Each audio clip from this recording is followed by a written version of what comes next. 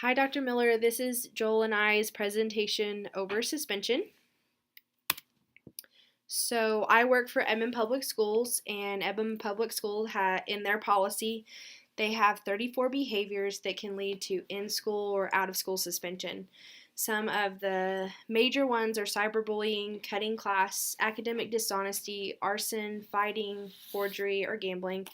And then, of course, some really big ones are like bringing drugs to school or alcohol to school or coming to school intoxicated or under the influence, and obviously bringing firearms or weapons. There are different types of suspension. So, one type of suspension is out of school suspension, where the student cannot attend classes during regular school hours. They just can't come to school. And then at Edmond, we have the option of in-school suspension. It's also called AISP, so it's alternative in-school placement. AISP does not count as an out-of-school suspension, and therefore students are not entitled to the due process rights because they aren't technically suspended from school. And they just do their work in a regular classroom. Teachers just send their work down, and they'll keep up with their core classes in that classroom with a teacher just monitoring them. So student due process is a big thing with suspension, and some things that students have to be given or notified about. They have to be given an oral or written notice of what they did wrong or the policy that they violated. They have to be provided with an explanation or evidence, like rolling the camera tapes. If their action was caught on video or something like that, you have to provide them with the evidence that you know that they violated the policy. They have to have an opportunity to say that they didn't do it. And in all of the situations, you have to be fair. For instance, you can't give one student 4 days of out-of-school suspension for fighting, and then in another scenario that's similar, just give the student like 1 day of out-of-school suspension. You have to be consistent, and you have to be fair in your treatments of your students. And all of this is because of the 14th Amendment of the United States that says students and teachers students whose punishment is out-of-school suspension is entitled to due process, so that they do have the opportunity to say they didn't do it. Suspension and disabilities.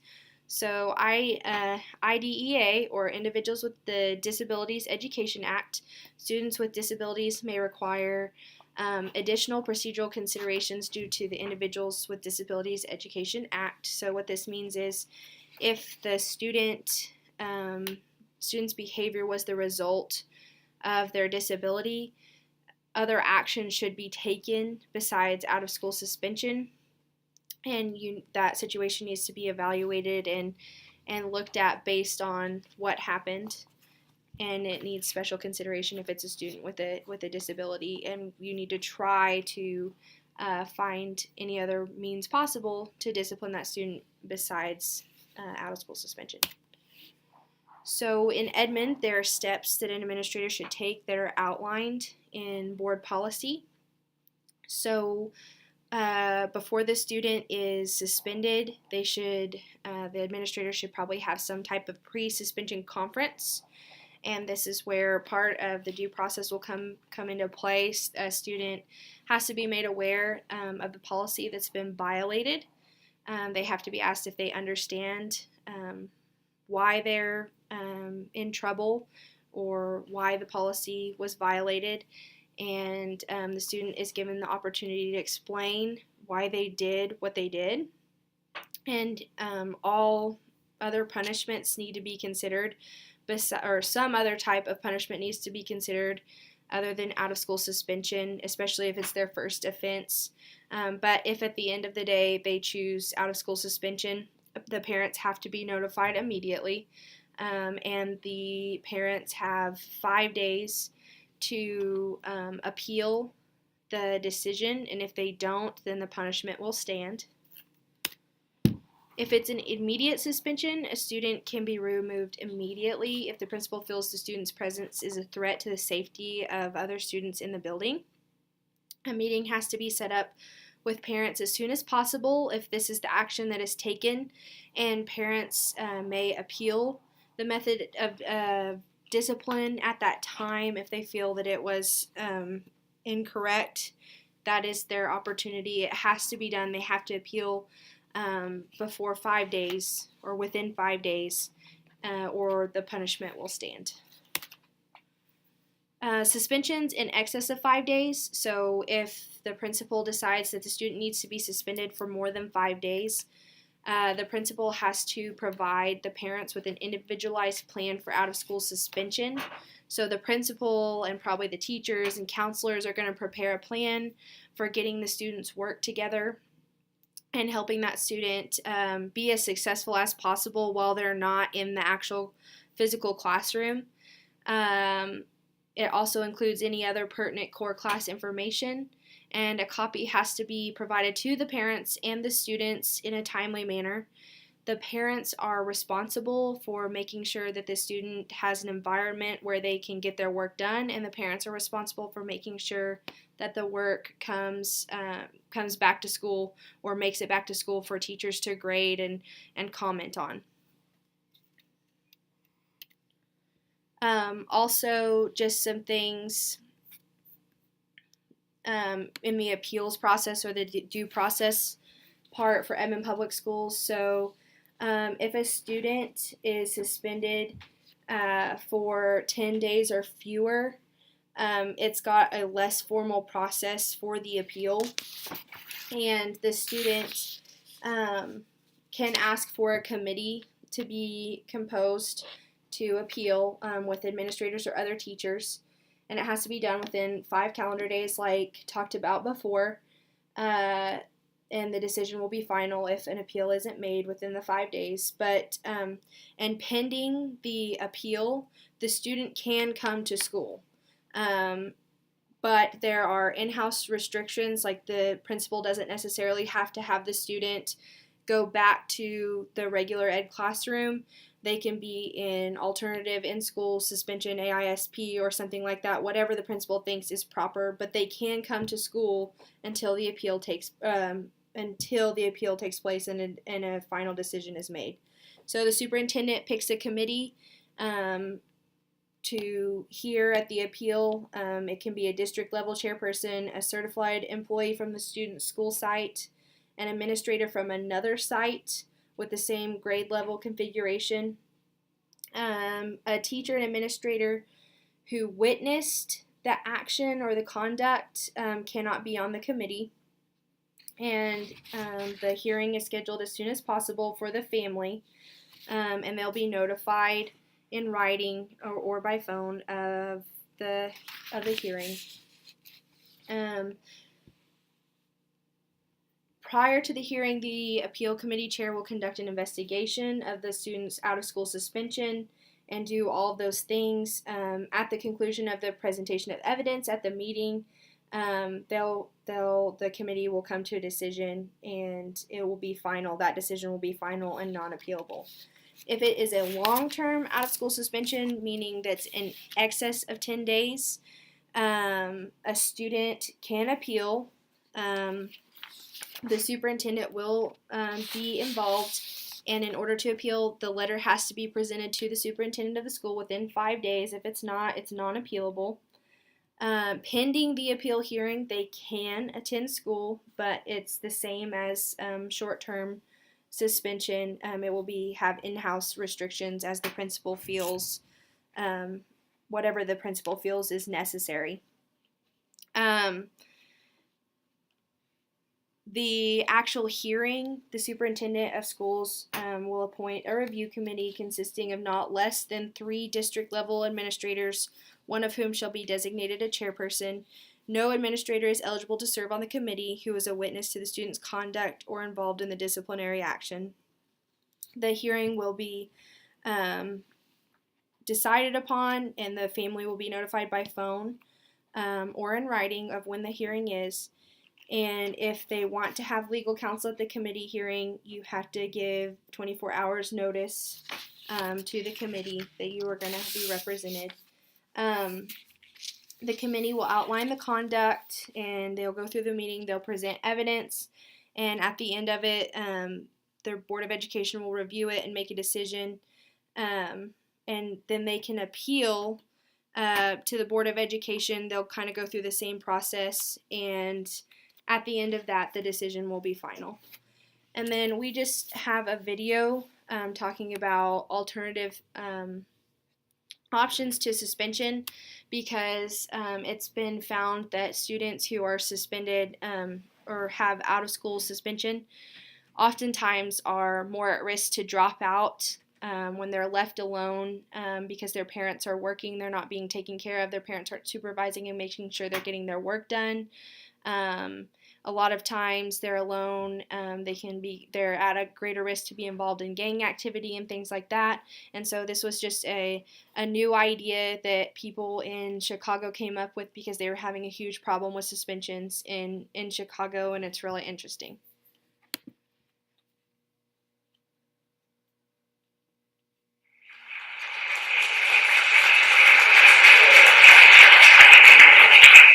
So, you're teaching a lesson and a student becomes disruptive. What do you do? This is an interview question that just about any principal is going to ask a teaching candidate. And I know a great answer. You could say, I would pull the student to the side and have a brief conversation about why she's being disruptive, and then I would reteach my expectations. This seems like a great answer, and it helped me find a job. But then when I got into the classroom and started teaching, I found that those side conversations didn't really work. When I pulled the student to the side and asked her what kept her from meeting my expectations, she would shrug her shoulders and avoid eye contact. The conversation I had hoped to have quickly became just a lecture. And as teachers, we know that lectures are just about the least effective way to teach somebody something new. Sorry, Ted. So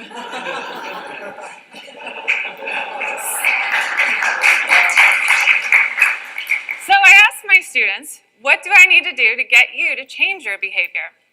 Send us to the discipline office, they said. And that's when I understood. The zero tolerance policies that my students had grown up with had taught them that unless they were punished for their behavior, it didn't need to change. Zero tolerance was a trend in school discipline that began in the late 1980s. Under zero tolerance, schools issued severe and automatic punishments for things, even minor infractions. Remember the sixth grader in Seattle who was expelled for bringing a squirt gun to school? Or the 6-year-old in North Carolina who was suspended for kissing a classmate on the cheek? Or the students in Chicago who were suspended for 10 days for being caught in the halls after the bell rang. Research told us that zero tolerance doesn't work. It doesn't increase school safety. It doesn't improve school climate. If anything, it pushes our children out of school. A student who is suspended even once is twice as likely to drop out.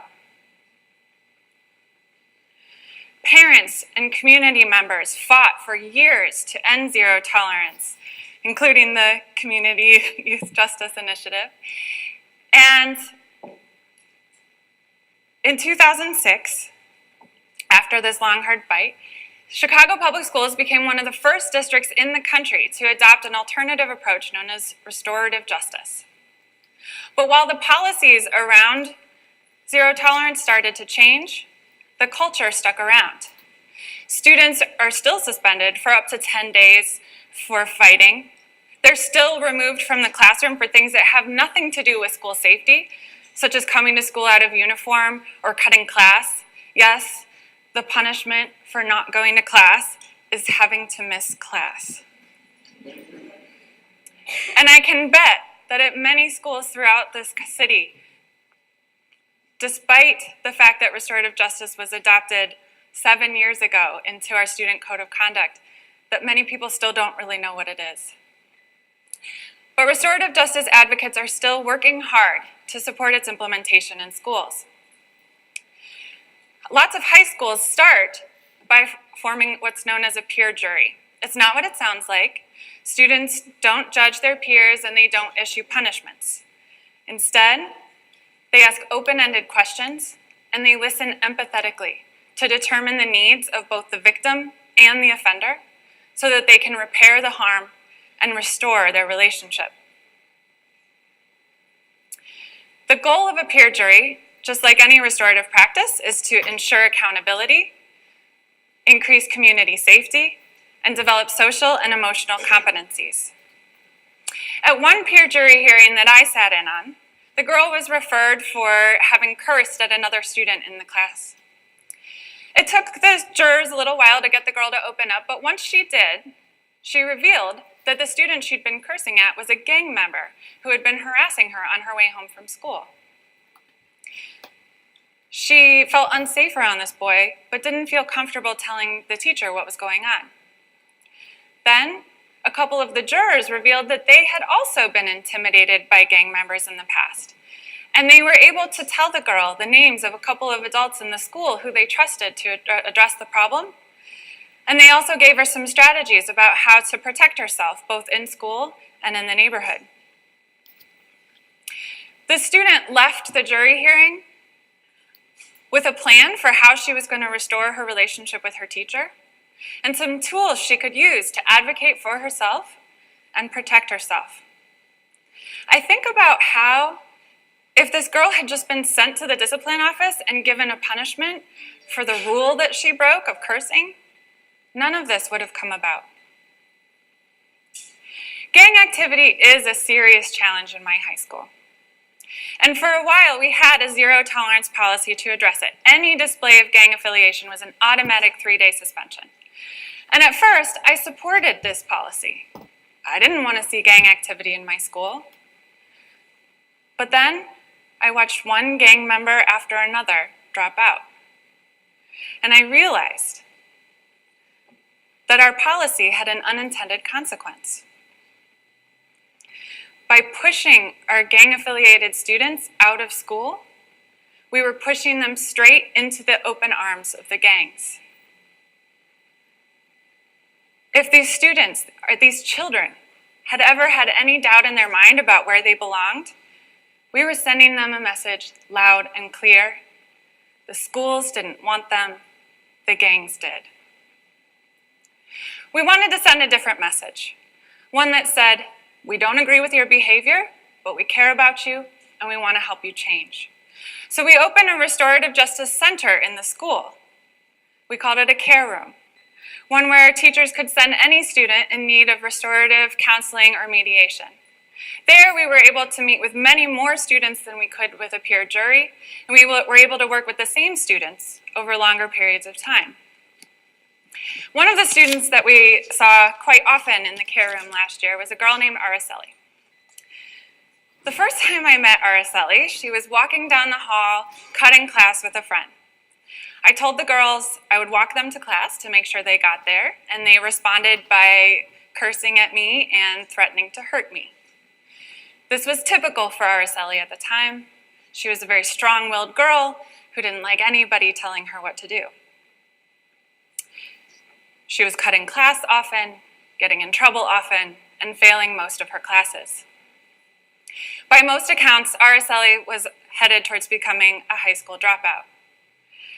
And by her own account, if she had been suspended every time she went off on a teacher like that, which was relatively often, she would have become a high school dropout.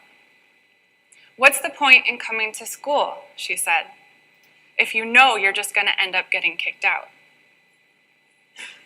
Fortunately, Araceli was not sent to the discipline office. She was sent to the care room last year. And there, she was able to calm herself down, work on her anger issues with a trusted adult, and develop strategies for how to repair the harm that she'd caused. This year, Araceli is on the varsity volleyball team, and she's working really hard to raise her GPA so she can go to college. Unfortunately, many students in Chicago public schools are not afforded the same chances that Araceli was given to work on her behavior in school. Despite all of the evidence against it, Chicago Public Schools issued almost 70,000 out-of-school suspensions last year. This figure seems overwhelming, and it is. But there are things that even a classroom teacher can do on an individual level to start shifting the focus from rules to relationships, from punishment to repairing harm.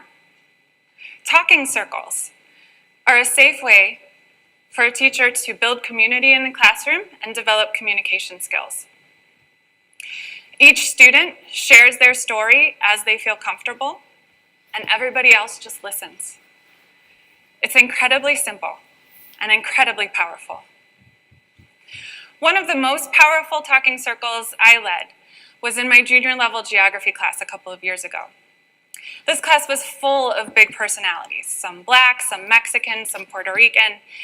And over the course of the year, tension had been building between students of different backgrounds. This resulted in some students refusing to work together, and some even making racist comments. Instead of sending these students to the discipline office, though, I decided to see if I could try to break down some of these barriers. So I asked the students to circle their desks, and then I asked them to just start speaking generally about racism in the school. A few of the more outspoken students started talking about how they felt when assumptions were made about them based on their race. Other students spoke up to question whether it was really about racial tension or if it had more to do with gang divisions. They talked about the influence that teachers had on racial tension. The conversation got heated, but it remained respectful as students followed the rules of passing the talking piece around the circle and waiting their turn to speak. At the end of the conversation, I asked the students, what do we need to do to try to solve some of these problems? How should we address them? Their response, we need to have more discussions like this one. After that day, the tension in the classroom started to melt away. I saw what an effect our circle had when two students, one Black, one Mexican, chose to work together on a project, even though they had terrible arguments all year long with each other before that. It was like some feel-good classroom movie come true. Of course, restorative justice has its challenges. Advocates struggle to get buy-in from teachers and administrators. Some students don't respond to restorative justice, just as many students don't respond to punishment. And resources are still spent to staff school security guards and police officers in schools, but somehow we just don't have enough money to pay for a restorative justice coordinator. But what if? What if every school had a care room? What if every teacher was trained on how to lead a peace circle or conduct a restorative conversation? What if every student was trained as a peer juror? Schools that do implement school-wide restorative justice and other similar positive behavior supports, they showed significant decreases in discipline referrals, increased attendance, more positive school climate, icing on the cake, increased test scores. I've shared with you a couple of stories today about how restorative justice can work in schools, and I want to leave you with one more. A few days ago, I pulled a student to the side to ask her why she had walked angrily from the classroom a few minutes before she came back. And instead of shrugging her shoulders and avoiding eye contact, this student, who spent some time in the care room last year, calmly told me what was bothering her, and we were able to repair our relationship just by having a brief conversation. Thank you. Okay, so that was just, I felt like a really good video to talk about the negative things about out-of-school suspension, and it presented a new idea that I think is very viable for schools and helping individuals to be successful, which is what we're supposed to do in the educational setting.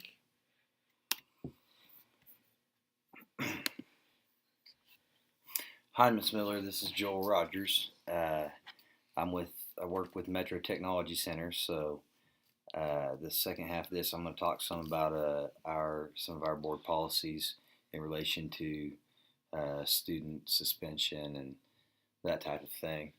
Uh, for Technology Center, my feeling in general is that we probably don't have as many suspensions as the other Common Ed schools do, but we do have to have policies for it.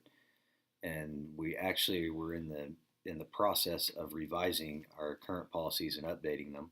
So the presentation that I'm making kind of goes along with our current board policies that are being revised. And what I'm going to talk about are actually tentative board policies that should go in front of our board, should go on agenda next month. And we're just kind of in the final steps of going through them and making sure that they're done properly before they go in front of board. So I guess to start off, we basically have four different board policies that pertain to student suspension that are going to go in front of board. One is adult student behavior, because of course we have secondary students mixed with post-secondary students in a career tech. Then we have our secondary student suspensions policy. We additionally have our secondary student behavior policy, which I'll kind of talk about the differences in those two here in a minute. And then also our disciplinary removal of secondary students with disabilities. So those are the four different policies that we're working on revising and putting on as a board policy. Okay, so on our adult student behavior policy, one of the first things that caught my eye about it, they're held to the same standards of conduct as high school students. Short or long periods may involve removement.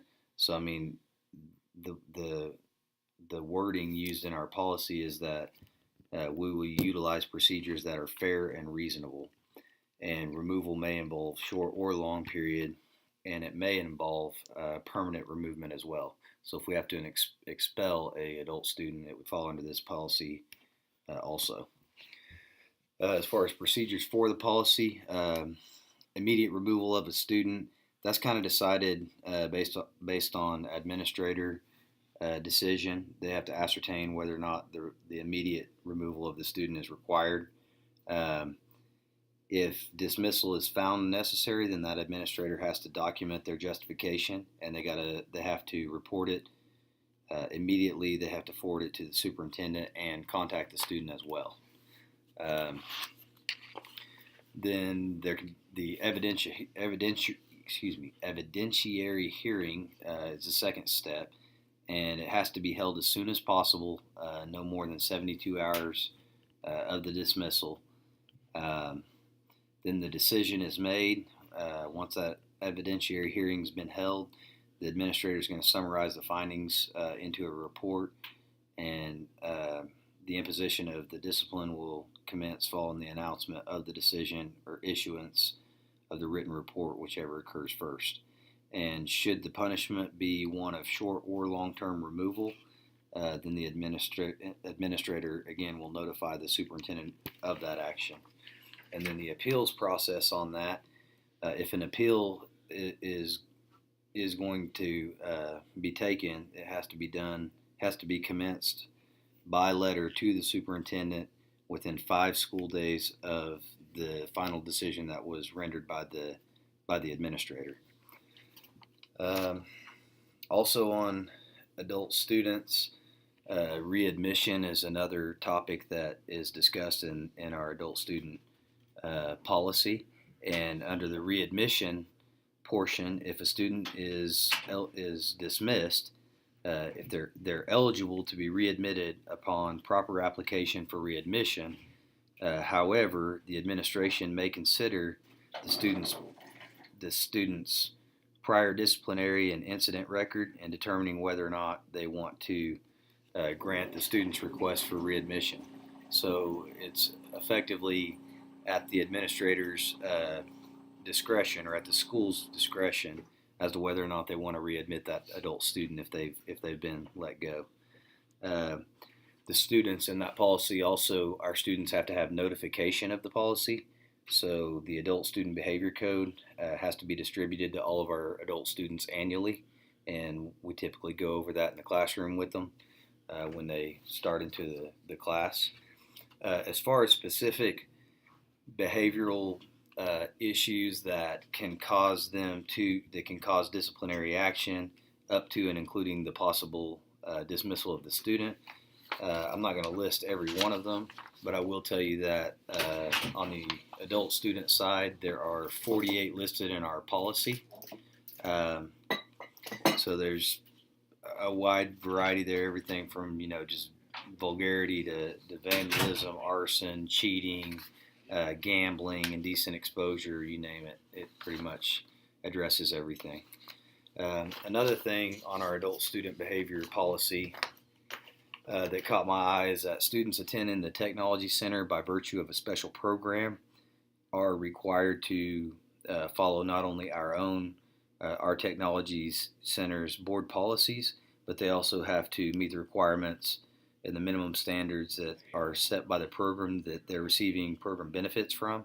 So an example of this would be like the BEST program that works through DHS.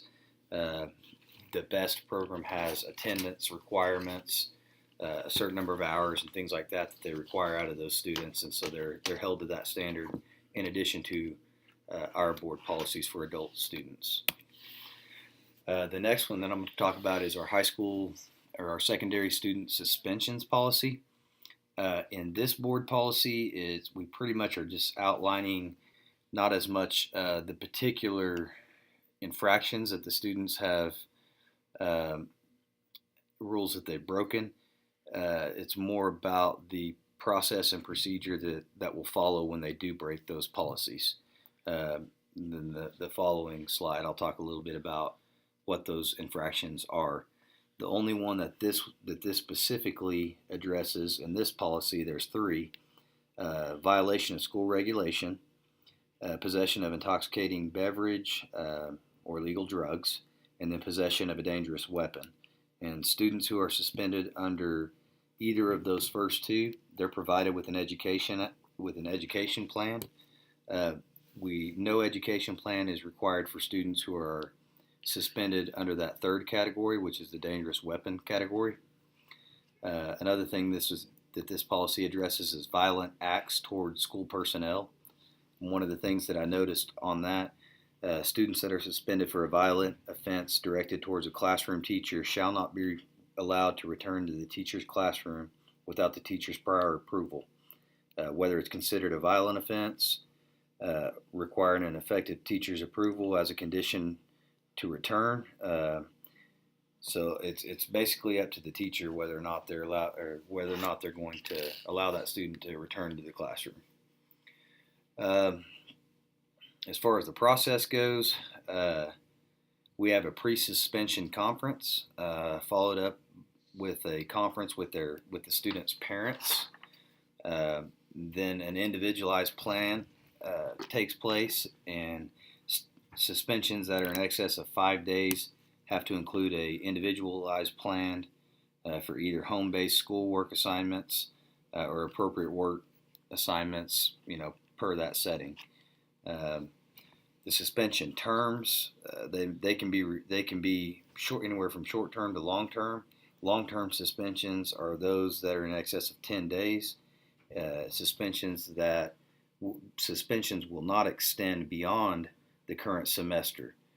So one semester is as far as we can suspend them for most violations. Suspensions involving firearms are governed by the school district's gun-free school suspension policy. Short-term suspensions are those that are 10 days and fewer by our policy.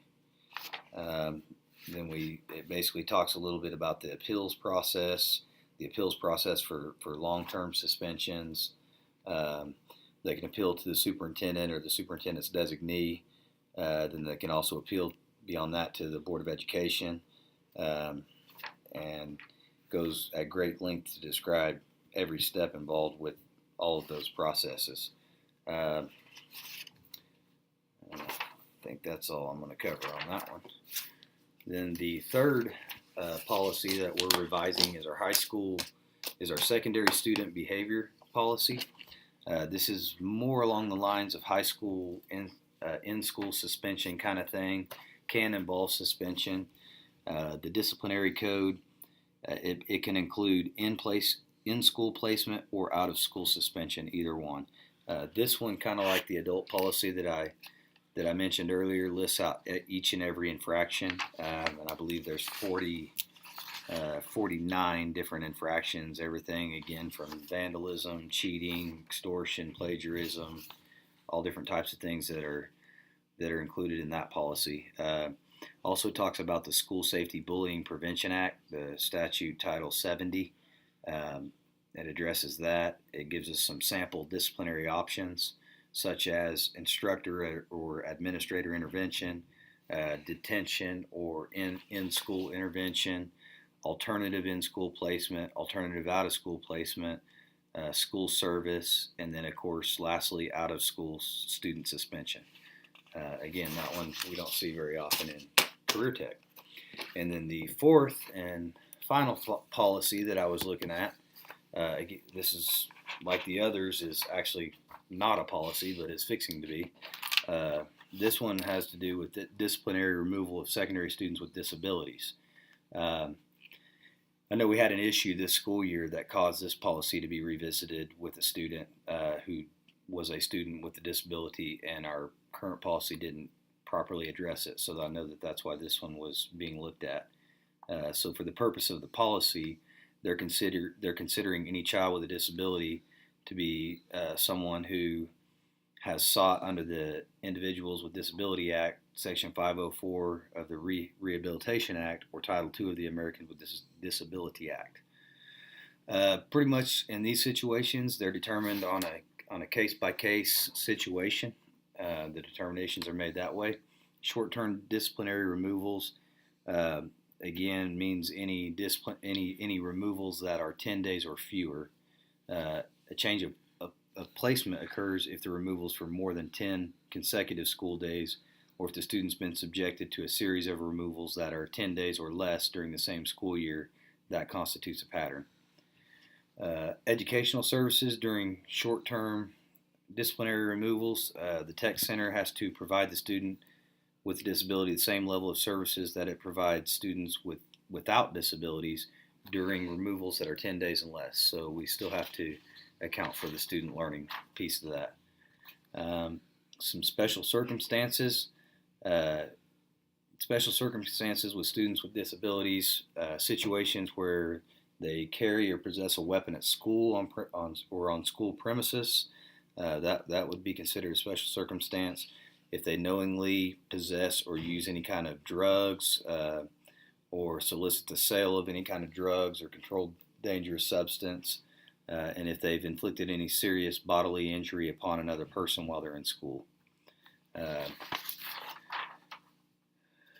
And talks a little bit, this policy talks about the processes, of course, for the student to appeal that decision, or the student's parents to appeal that decision.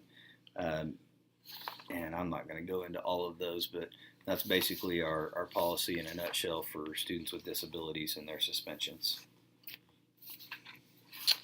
And then in class, we were planning to present 2 scenarios each of something that a student did and have the class debate on, how many days would they suspend the student, or would they even suspend the student. And something I forgot to mention earlier, that in Edmond Public Schools, a student can't be suspended for more than one school year, 2 semesters. But so Joel and I looked at how our suspension policies compared, and they're very similar between the Metro Tech and Edmond Public Schools, but like for violent acts towards personnel or for teachers, at the Metro Tech they're suspended and they cannot come back unless receiving approval by that teacher, and the same is true of Edmond. They may have to be put in another teacher's class if the teacher does not want that student to come back. Firearms, the students are suspended immediately because they're putting others in danger for both Metro Tech and I'm in public schools, and it was just, this is an example of our comparison. We didn't put all of them on there because they are very similar in the action that would be taken, and it's really a case-by-case basis and all of the different circumstances that are involved. Thank you so much, and I hope you enjoy our presentation.